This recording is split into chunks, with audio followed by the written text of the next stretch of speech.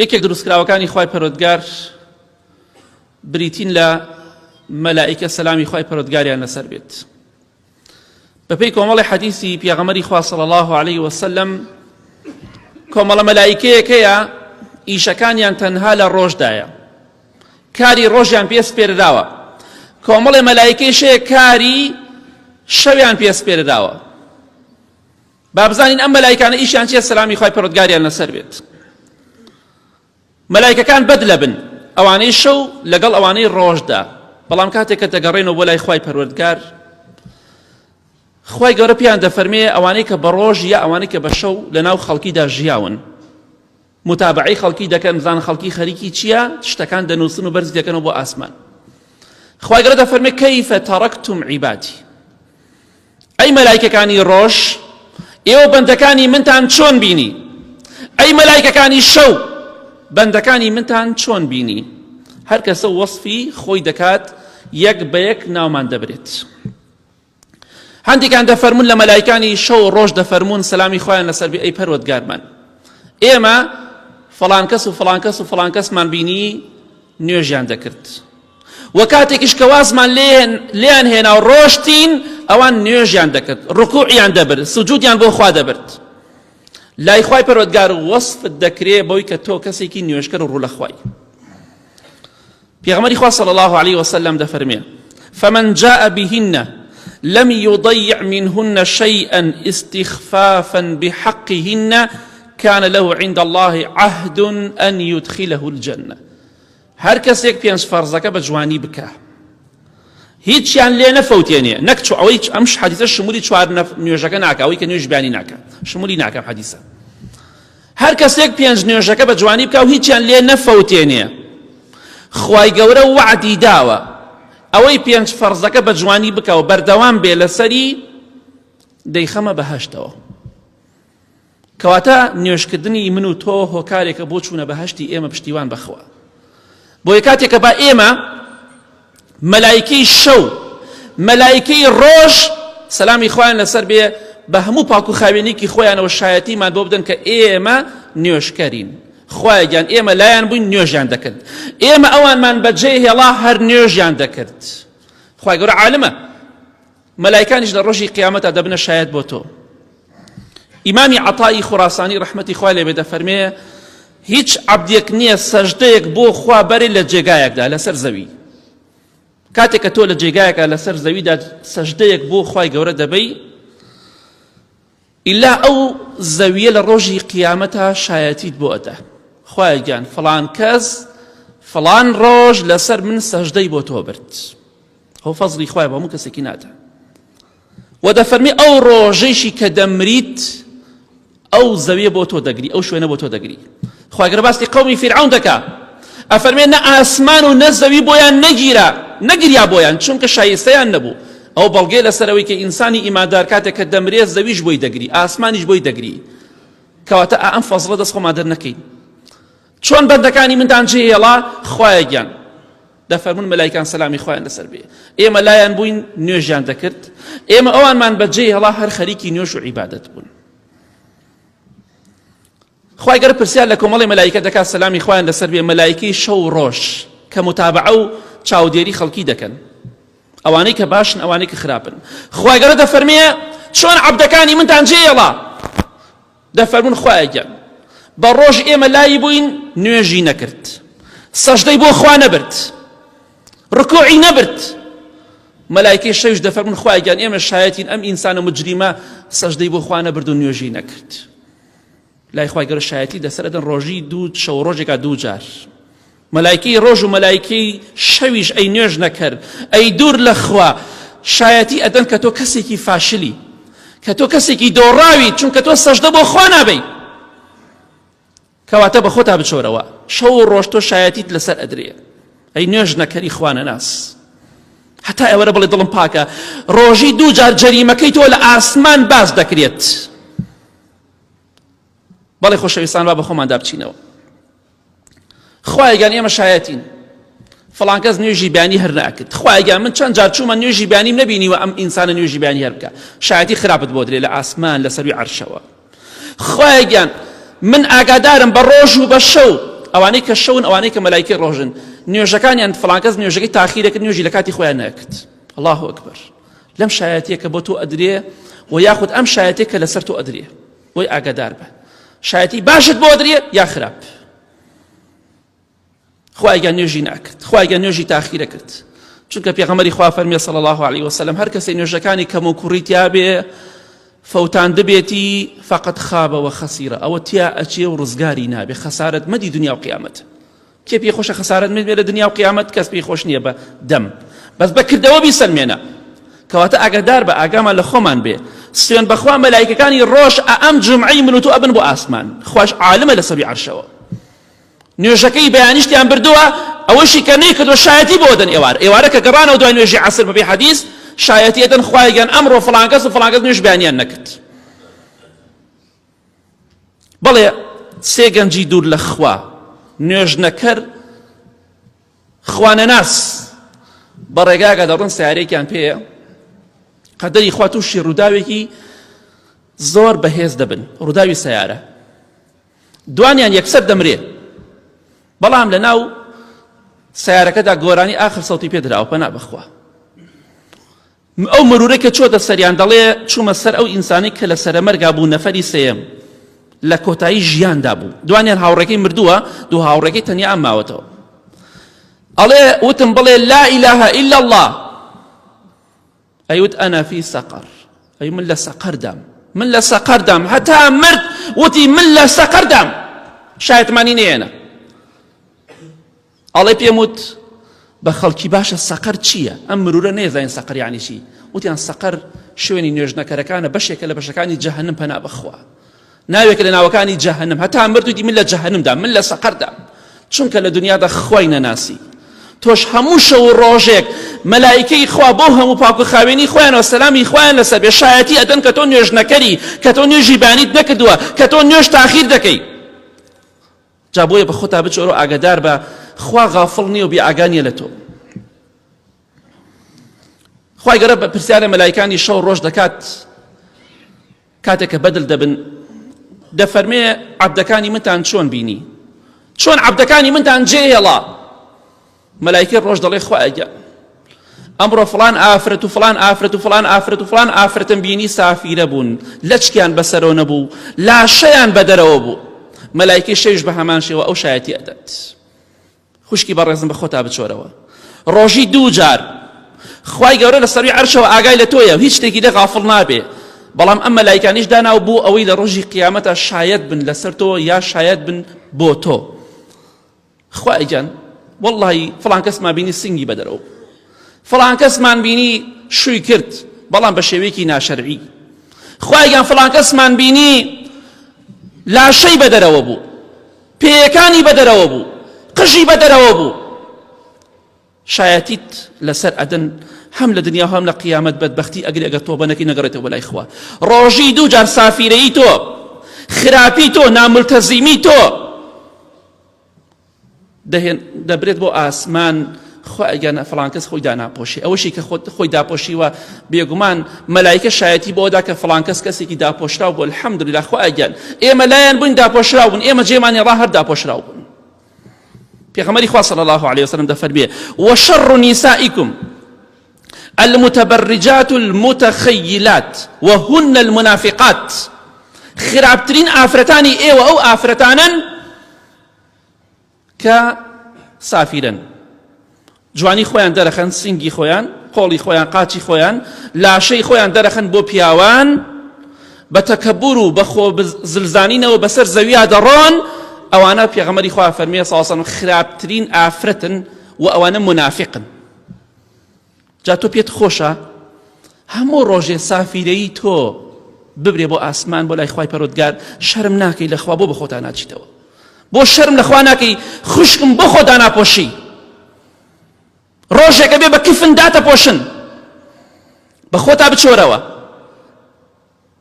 با لە ڕۆژی قیامەتە شەرمەزاری لای پەروەردگار نەبیت.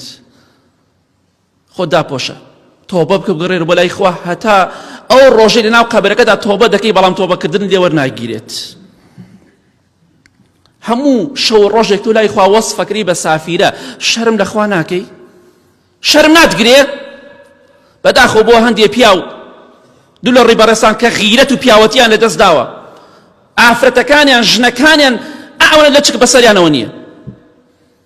ئەمڕۆ جومعەیە خوا ڕەحمکە، بڕۆ هەڵبەزەرەوە خۆت و خێزانت با دەست کاتە ناو دەستی پیاوی ترە حاڵت جوانە بێ. زۆرجار لەو دەست گوشینەوە چەندەها پەیوەندی و خیانەت و زینا دروست بووە. ئەگەر یەک پیاو ئەگەر غیرەتی هەبێ قبوڵ ناکە ژنەکەی ڕەش بەڵک بکات، بەس کە غیرەت نەما چیەکەی دەسەڵات نییە. ژنەکەی تۆ دەستی پورزاکەی و ئامۆزاکەی و خزمی کوردوەتەنی بایەکەی بگرێت، ئەبێ وەزعەکە چی بەرەو کێوە بڕوات.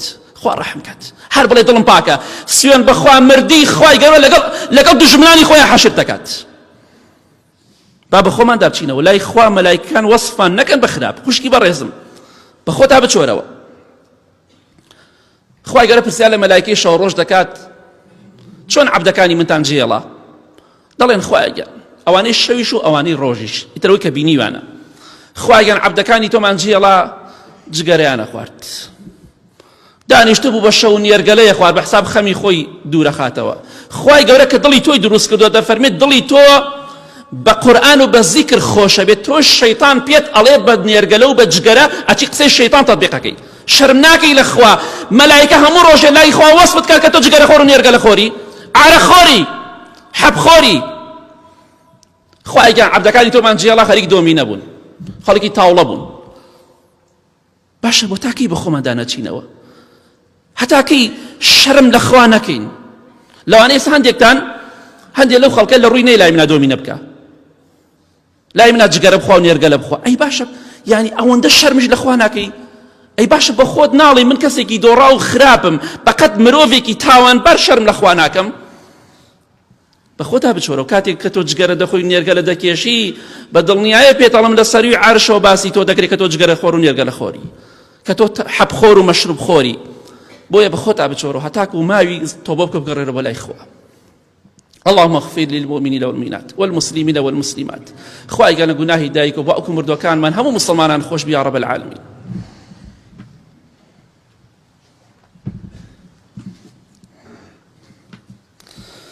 الحمد لله والصلاة والسلام على رسول الله وعلى آله وصحبه ومن والاه.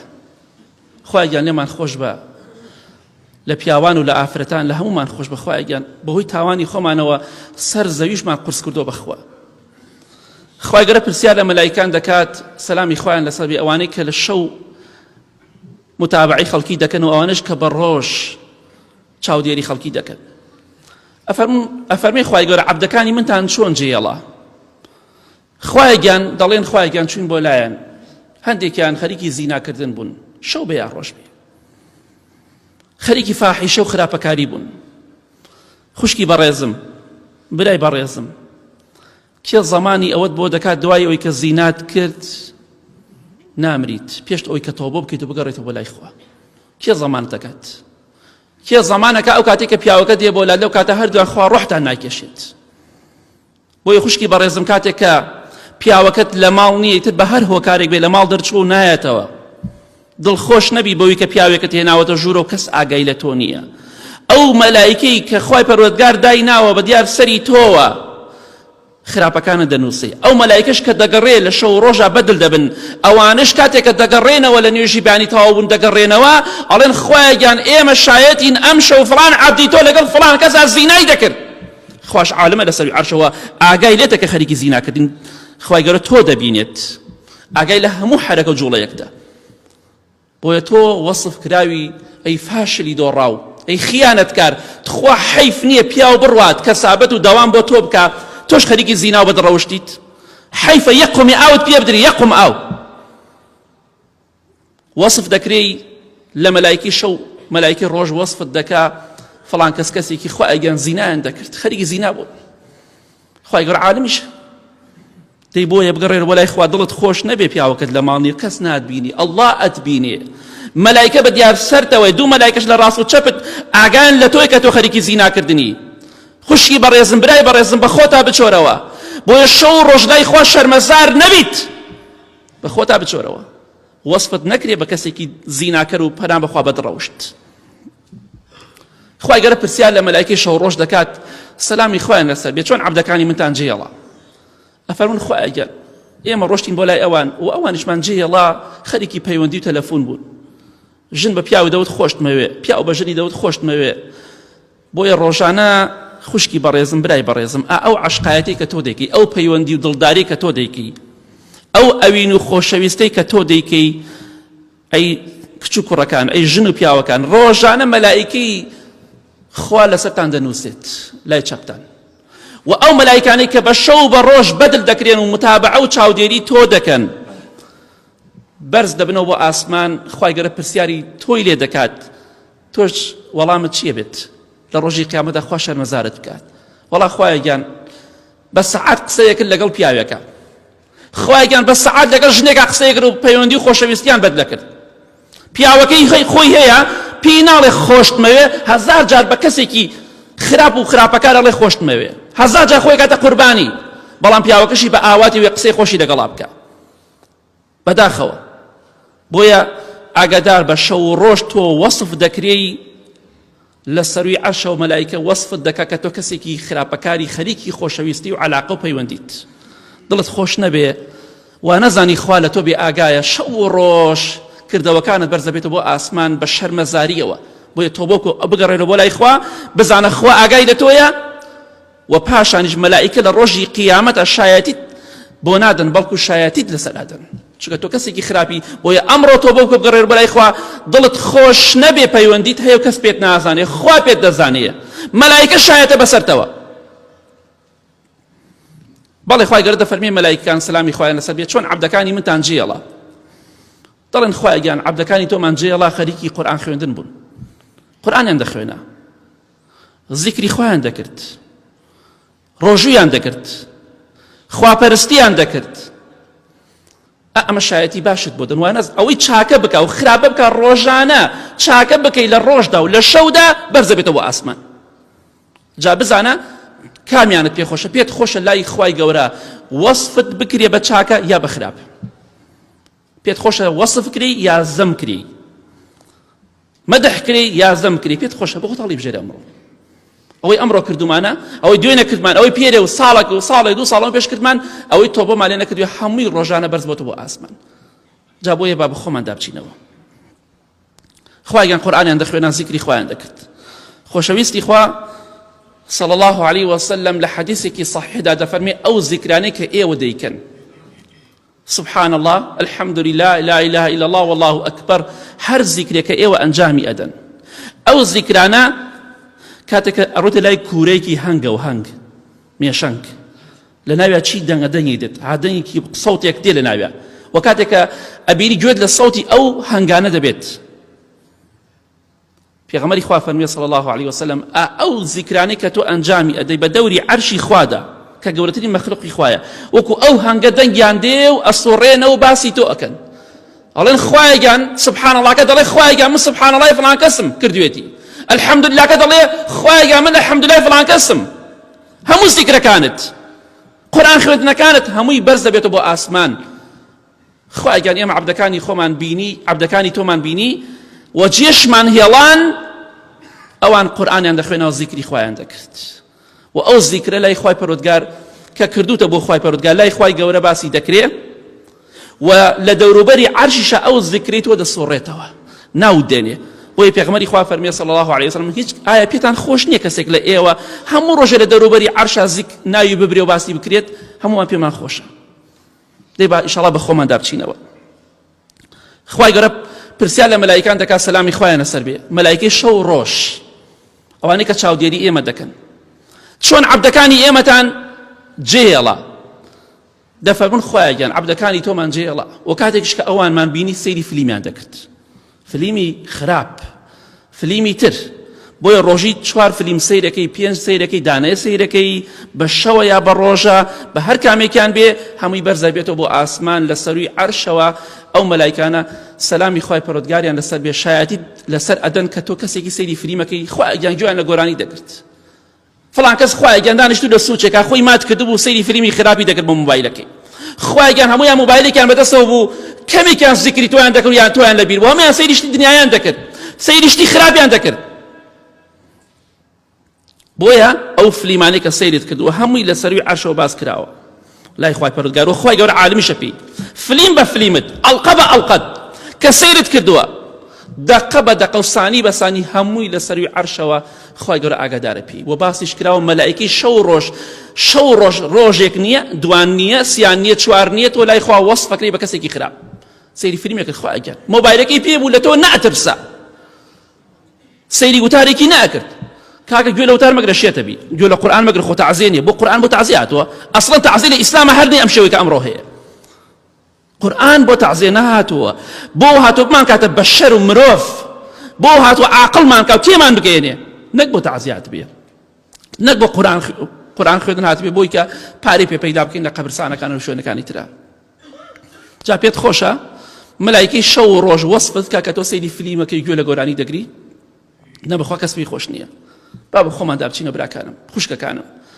با شەو ڕۆژ مەلایکەی خوا شایەتی باشمان بۆ بدەن شایەتی خراپمان لەسەر نەدەن لە کۆتاییدا دەڵێم کاتێککە خوای گەورە پرسیارەکە لە مەلایکان سەلامی خوایان لەسەر بێ مەلایکەی شەو مەلایکەی ڕۆژ کە ئێوە چاودێری خەڵتان کردووە عەبدەکانی من چۆن ڕۆشتن بۆ لایەن چۆن ئەوانتان جێهێڵا دەڵێن خوای گیان عەبدەکانی تۆمان بینی هەندێکیان لە بازاڕا خەریکی غەش بوون فرۆفێڵیان دەکرد درۆیان دەکرد سوێنی درۆیان دەخوارد هەموو شتێک کە تۆ پێت ناخۆش بێ ئەوان لە مەعمەلە و کڕینە فرۆش ناکردویانە ئەو غەشەی کە بە ڕۆژ دەیکەی ئەو غەشەی بە شەو دەیکەی هەمووی مەلایکە بەرزی دەکاتەوە بۆ لای خوای پەروەردگار پێغەمبەری خوا فەرمیە صلی الله عليه وسلم والمكر والخداع في النار فرۆفێڵ بۆ ناو جەهەنمە ئەوەی فرۆفێڵ کا بۆ ناو جەهەنمە ئیتر لە نوێژنەکەرێکەی لە نوێژکەرێکەی لە باشیەکەی لە خراپێکی گرنگەوەی فێڵت کرد فێڵ و بۆ ناو جەهەنمە کەواتە ئاگادار بە ئەو وەسفەی کە بۆت کراوە ئاگادار بە کاتێک کە تۆ لە بازاڕی لە مەیانەکەی لە مەعرەزەکەی لە مارکێتەکەی لە هەر شوێنەکەی هەر فرۆفێڵێ بکەی بەرزەکرێتەوە بۆ ئاسمان هەر خێر و سەدەقەی گشتی بەرزەکرێتەوە بۆ ئاسمان ئەو مەلایکانە بەرزەکردن سەلامی خوایان لەسەر بێ با بە خۆمان دابچینەوە ئاگامان لە خۆمان بێ بۆی ئەو مەلایکانە ڕۆژی قیامەتە هەزارها مەلایکە بەرامبەرمان نەوەستێ و شایەتی خراپمان بۆ نەدەن بەڵکو ئینشاءڵڵا بە هەزارها مەلایکە شایەتی باشمان بۆ بدەن ئینشاءڵڵا خوای گەورەش لێمان خۆش دەبێ و شایەتی ئەوانش قبوڵ دەکات